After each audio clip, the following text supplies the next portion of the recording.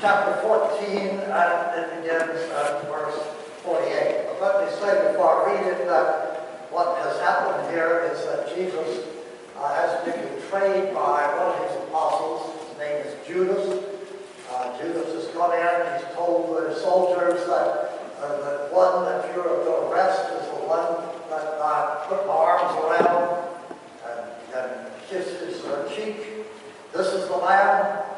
And so they arrest him, and Jesus says to them in verse 48, and here is the text, "Am I leading a rebellion," said Jesus, "that you have come out with swords, clubs, to capture me?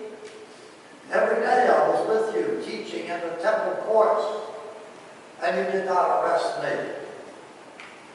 But the scriptures must be fulfilled, that everyone deserted him and fled." A young man wearing nothing but a linen garment was following Jesus. When they seized him, he fled naked, leaving his garment behind. And that ends the reading of this text. Now that's got to be one of the strangest texts in Scripture. You ask yourself when you read this, why in the world would the writer include such a thing in his story? I'm not talking about the arrest of Jesus. I'm talking about this young man about whom the writer speaks, who tried to follow the proceedings, that is, the soldiers taking Jesus away for trial on that early Friday morning. And this young man tries to follow them, and when they turned around and saw him, they reached for him, tried to get him by the arm, shoulder, but they didn't manage to catch him. But they did manage to catch the cloak that he had, and they pulled it away, and the young man ran off in the night naked. Who in the world was this young man? And why would this particular writer include such a story? You don't find it in any of the other stories about the arrest of Jesus. The only place you find it is this gospel called the Gospel of Mark. Such a strange incident, such a strange story to have been included in such a magnificent gospel, which is about the life, death, and resurrection of Jesus. We hear about a young man who tried to follow Jesus and runs away naked when the people grab the cloak that he was wearing. Sometimes in reading the text of Scripture, you have to use your imagination. You have to do some detective work. And so, on this one, I begin with a kind of hypothesis. I say that since this account of this young man who runs away in the night without his clothes, attempted to follow Jesus, that since it's only found in the Gospel of Mark, maybe the fellow who wrote this story, Mark, maybe he is the young man who tried to follow Jesus that night and who ran away when they grabbed at him. So, what we do then is to go on through the writings of the New Testament and see if we can find anybody by the name of Mark in those stories.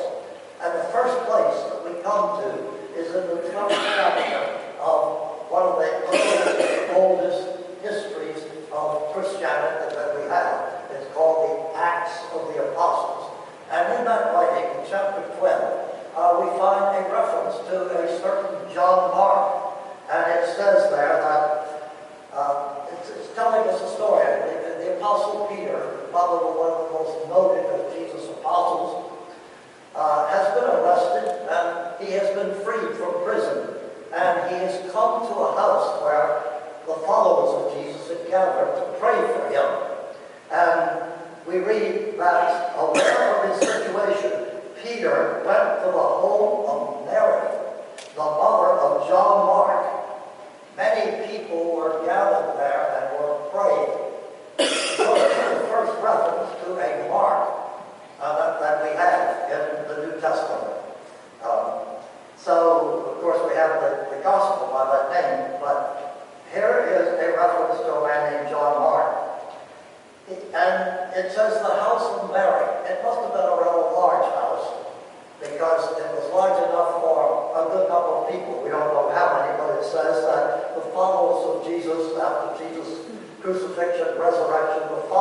Jesus were meeting there and were praying for the well-being of Peter, who had been imprisoned for his teaching about Christ. Okay, so then we ask ourselves, all right, are there any other references in the New Testament to anybody named Mark? And so we move ahead a little bit and we come to the next chapter, the very next chapter, chapter 13, which talks about two of Jesus' newer followers. They were not his immediate apostles, but they were people who had been converted by the teachings of the apostles. Their names were Barnabas and Saul. And Barnabas and Saul were deciding that they were going to spread the word about Jesus' life, death, and resurrection to a wider audience. They were going to start moving westward with the teaching of Christ. And it says that Barnabas and Paul sailed from the city of Antioch, which is in Syria, so much in the news today, that devastating country that thousands upon thousands of refugees have left and gone into Greece or into Italy and now trying to find homes in Western Europe. This is the place from which Barnabas and Saul sailed from. They sailed to the island of Cyprus, and then it says they had John Mark with them to help them in the work. And so now we found a second reference to this Mark. And so we say, all right, is that it? Do we hear any more about John Mark? Yes, we do. Before that chapter is finished, this group of evangelists, Barnabas and Saul, have sailed northward, and they're coming into what is now modern Turkey, and they come to a small town in southern Turkey called Perga, P-E-R-G-A. And here the scripture says to us, Paul and his companions came to Perga, but John Mark left them there and went back to Jerusalem. John Mark left the party and went back to Jerusalem. All right, now try to get the picture in your mind. Here are two of the great spreaders of Christianity, Barnabas and Saul. They have left the Middle East and they're headed westward. They're going to bring Christianity to Asia Minor and on into the west, into the western part of the Roman Empire, which Christianity had begun. And they have this John Mark with them. Young man, we don't know how old he is. Is he 17? Is he 18? We're not sure. But it all starts out so optimistically. But then they get to the city of Perga, and it says that John Mark caught a ship and went back home to Jerusalem. Why did he do that? We have an explanation as to why John Mark turned around and went home when this evangelistic party got to Asia Minor, modern Turkey. Not a word. And so what we have to do is to imagine what may have been the reasons why he turned around and went back. Or maybe he was homesick. Any of you ever been homesick? One of the worst feelings in the world. I remember going to camp when I was 7 or 8. First time I'd been away from my home. And it was absolutely devastating. I don't know when in my early life I ever felt so lonely, so bereft of family and friends and familiar faces. It was awful. Not the last time. I still get homesick. My wife and I have been married 65 years, and you can't be married to somebody that long and not feel homesick when you're not in her presence. So even when she goes away for a day, I feel homesick, so I don't see her. Well, anyway, I don't know what the reason was John Mark went back, but it's a good possibility he may have been homesick. Or he could have thought that this is too dangerous for me. I mean, after all, so far he's left Antioch and he sailed to an island. All of this is unfamiliar territory for a 17 or 18-year-old. All new stuff. He they'd encounter something like that. And the sea, maybe got seasick, going across that part of the Mediterranean Sea in order to get to modern Turkey. So he says, look, I can't take this. There are too many dangers out there. I'm really scared. I got to get out of this. So he catches the ship and gets back home. And then I told you earlier that the earliest reference we have of it is that when people were meeting in the house of Mary, a large house, maybe John Mark came from a very wealthy home. Maybe he was only child. Maybe he was spoiled. And all of that went into the mixture supply. John Mark couldn't take it any further and turned around and went back home. We don't know why. All we know is that he turned around and went back home. Well, is that all we know about this John Mark? No. We keep going. A couple of chapters later in the Acts of the Apostles, we read this. But before I tell you what we read, before I read what we find there, Paul and Barnabas had now returned, the two of them. They faced enormous dangers. Saul has almost lost his life. Saul changes his name, becomes Paul. So we know that this is the same man as Paul. So Paul and Barnabas have finished their first missionary journey. They've come back to their hometown.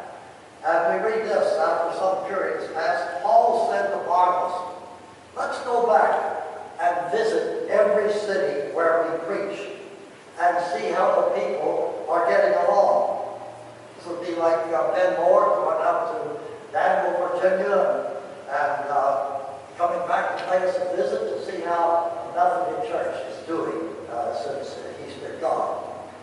Barnabas wanted to take Mark with them, but Paul did not think it was right to take him because he had not stayed with them to the end of their mission, but had turned back and left them in Perga. They had a sharp disagreement and separated from each other. Barnabas took Mark and sailed off to Cyrene, while Paul chose Silas and left and went through Syria and Cilicia, strengthening the churches. So, what to do with this Mark? Barnabas, who was a kinsman, I might say.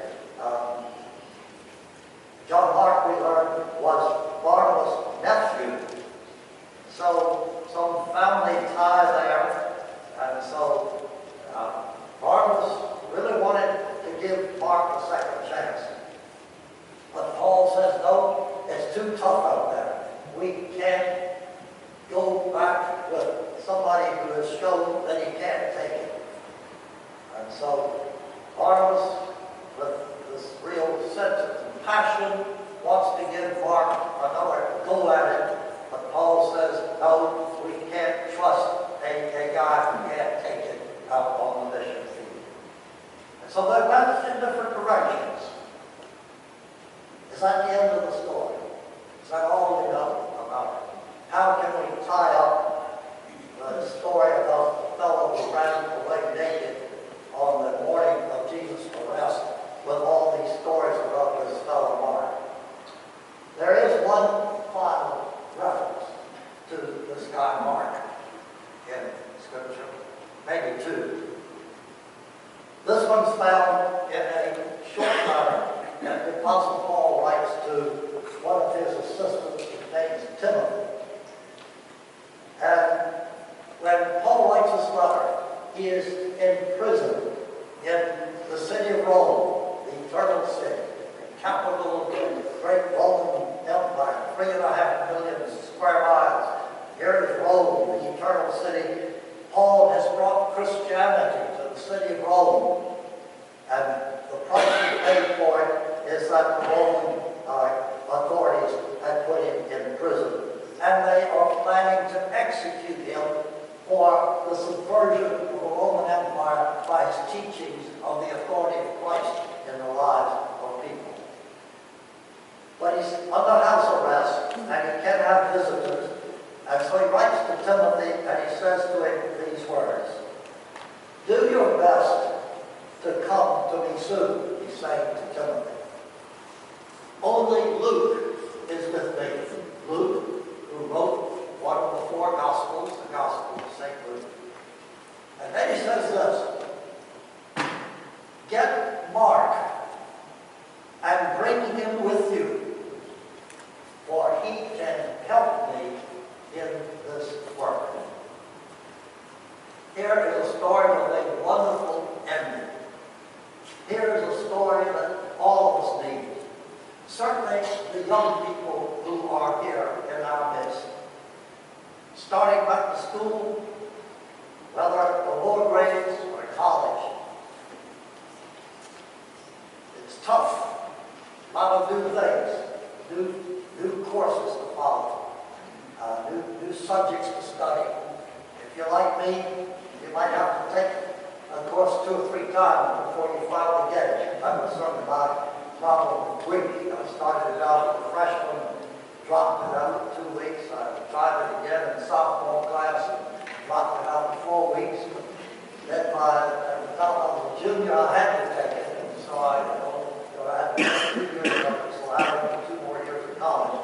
So I finally got through Greek. But the question is, when we start something, can we finish it up?